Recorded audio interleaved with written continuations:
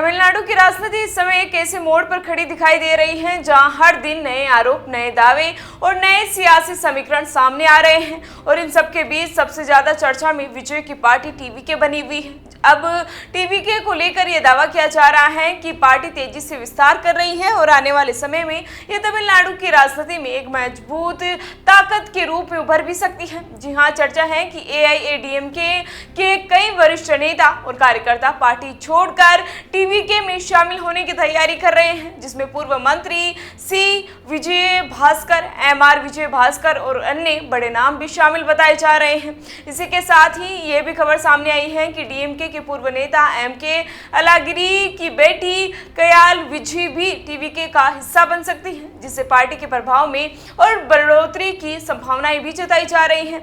अगर ऐसा होता है तो ये एआईएडीएमके के लिए एक बड़ा राजनीतिक झटका माना जाएगा, क्योंकि पार्टी पहले ही आंतरिक कलह, नेतृत्व पर सवाल और चुनावी निराशा जैसी चुनौतियों से जूझ रही है। वहीं दूसरी ओर एक बड़े और सनसनीखेज दावे में कहा गया है कि टीवीके के विधायकों को 35 करोड़ रुपए का लालच देकर राज्य सरकार को गिराने की साजिश रची गई, जिसमें खुफिया विभाग ने समय रहते नाकाम कर दिया है। इस कथित योजना के तहत भी दावा सामने आया है कि टीवीके के करीब 15 विधायकों से एक साथ इस्तीफा दिलाकर सरकार को संकट में डालने की कोशिश की जा रही थी। इसी बीच टीवीके विधायक डॉक्टर एन इलैया राजा ने आरोप लगाया है कि उन्हें स्पीकर के खिलाफ अविश्वास प्रस्ताव में सरकार के पक्ष में वोट डालने के बदले 35 करोड़ रुपए की पेशकश की गई थी, जिससे पूरे मामले ने और तूल पकड़ लिया है।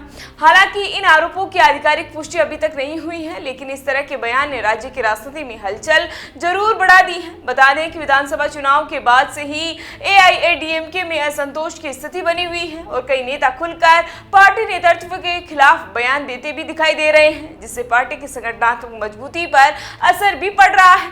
इसी बीच टीवीके के बढ़ते प्रभाव को देखते हुए राजनीतिक जानकार मानते हैं कि अगर एआईएडीएमके के बड़े नेता सच में टीवीके में शामिल होते हैं तो इससे न सिर्फ पार्टी की जिला स्तर तक पकड़ कमजोर होगी, बल्कि टीवीके को जमीनी स्तर पर भी मजबूती मिलेगी। वहीं दूसरी ओर टीवीके के भीतर भी राजनीतिक गतिविधियां तेज हैं और पार्टी के कुछ नेताओं ने डीएमके पर आरोप लगाया है कि उनके विधायकों को भी तोड़ने की कोशिश की जा रही थी, जिससे यह पूरा घटनाक्रम और भी जटिल हो गया है। वहीं एमके स्टालिन के नेतृत्व में डीएमके फिलहाल सत्ता से बाहर है और लगातार चुनौतियों का सामना भी कर रही है।